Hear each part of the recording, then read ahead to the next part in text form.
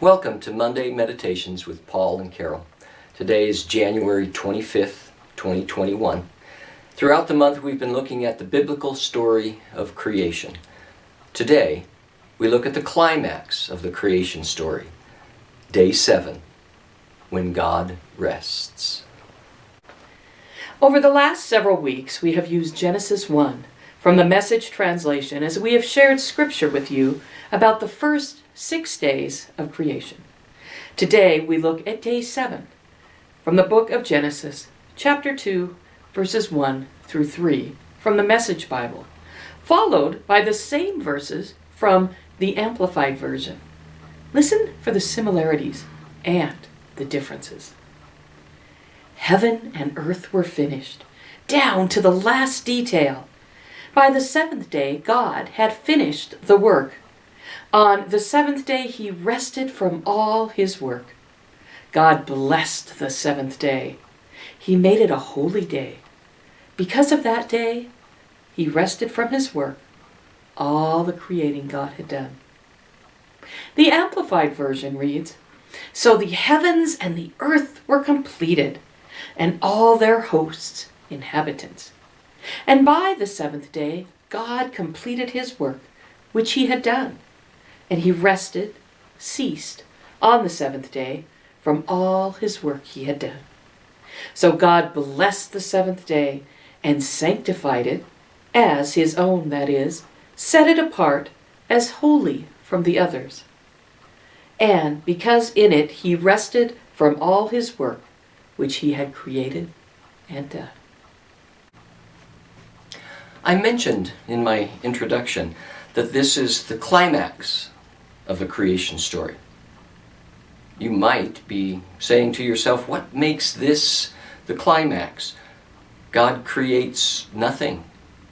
He simply rests. In answering that, let me share 2 more verses of Scripture. As I read them, keep the seventh day and God's rest in the forefront of your mind. From the Old Testament, Psalm 118, verse 24. "This is the day which the Lord has made. We will rejoice and be glad in it." And from the New Testament, 1 Corinthians 3:16 asks, "Do you not know that you are the temple of God, and that the Spirit of God rests in you?"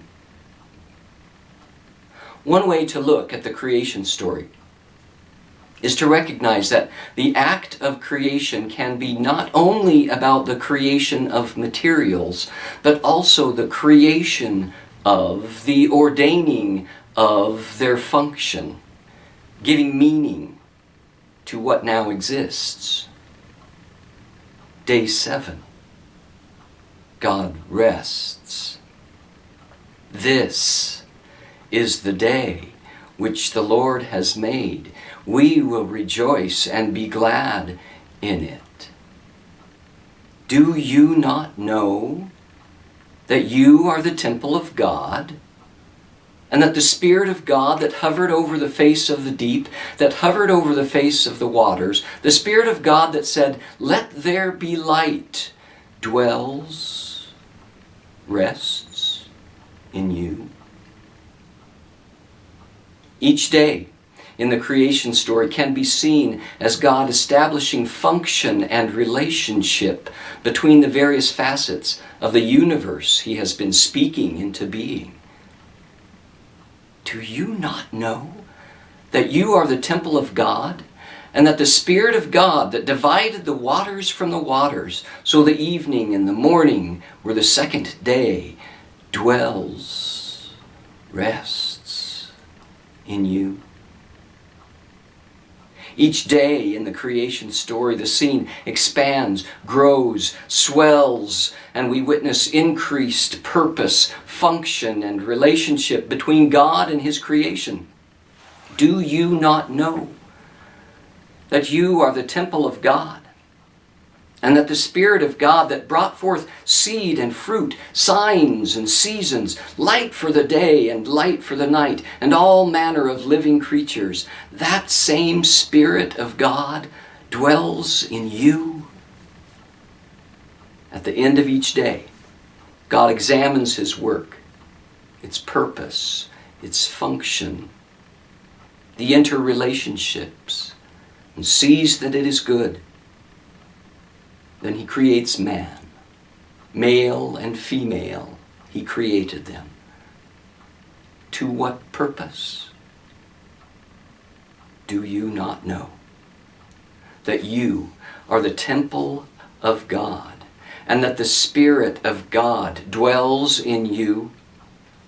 Do you not know that the earth is the Lord's, and the fullness thereof, and they that dwell therein? This is the day that the Lord hath made. Let us rejoice and be glad in it. Do you not know that this universe, built at the word of the Creator and Sustainer, is His cosmic temple, and that He now rests, resides, dwells, functions in and through His temple that is made up of we, His people, His church?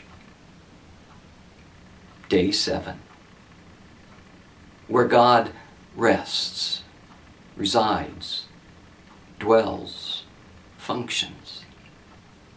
This is the day which the Lord has made.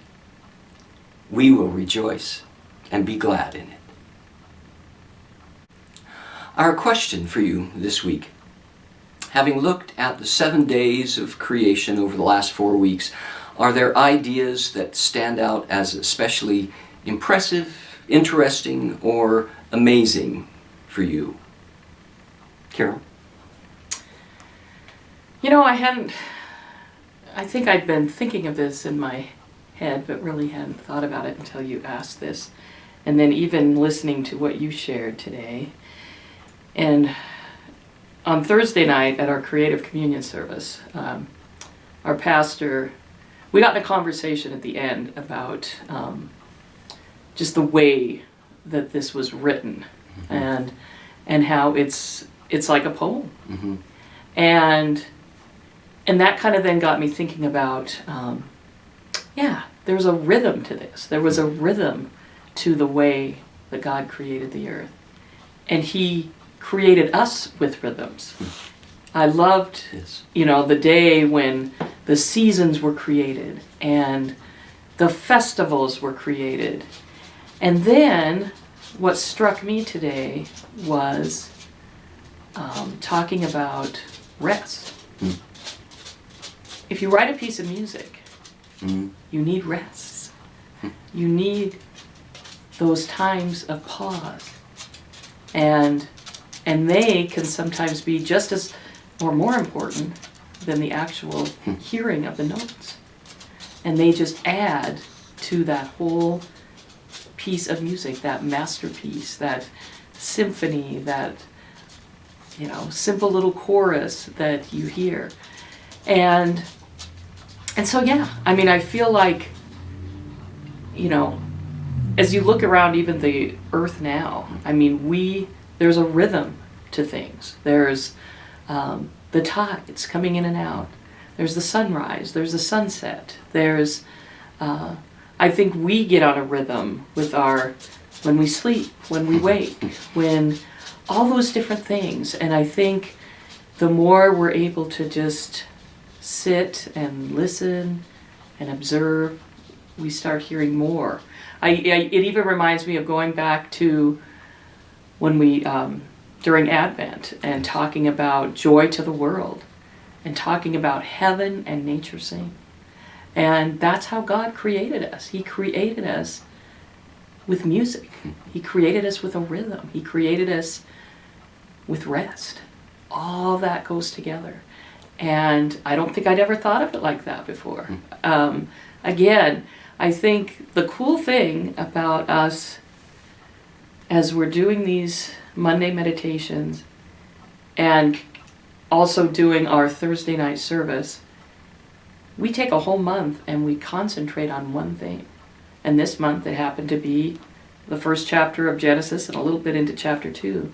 But it really gets you meditating and thinking about those verses. And, I'll look at them one way, and Paul will look at them a different way. And then when we're at our service, the people there share about their way of looking at it. And it is so wonderful to just get those different perspectives, and then those add to your own way of realizing and seeing these things in a whole brand new way. Yeah, this is a whole different process, doing this with you than it would be if you and I sat down to have our devotions together. If there's something else going on in this, and it makes it it makes it more in depth. It makes it more special. There's a poetry and a rhythm to this as we go through this process. My answer to this question is a too long of a list in sentences. I want to answer it. I could answer it with one word: bugs. In the Message version in chapter 1, as it talks about the things that God created, and it's a brief list, but at one point it says bugs, and when I read that on our Thursday nights, it brings a smile to my face. And I think about, it does take me back to our Advent conversations about heaven and nature sings, and the amazing diversity of life that God created is what stands out for me. And I like animals. I like bugs. I like rocks. I love what God has created. And it continues to, I continue to be impressed and amazed, which is part of what we wanted to have happen this month. We didn't want to get into a long theological discussion about these verses. We wanted to be in awe, and we have been in awe of what God has done and is doing in the world around us. So thank you again for joining with us. Look for us again next Monday as we start a new series with an appropriate February theme of God is Love. And if you want to join in our final conversation at Creative Communion this week about creation, and just again focusing on those verses and breaking bread together, and just really taking some time to be in awe of God's creation. Join us at 6 o'clock this week at Mountain View Congregational Church here in Kellogg. We would love to have you join us. Bye-bye.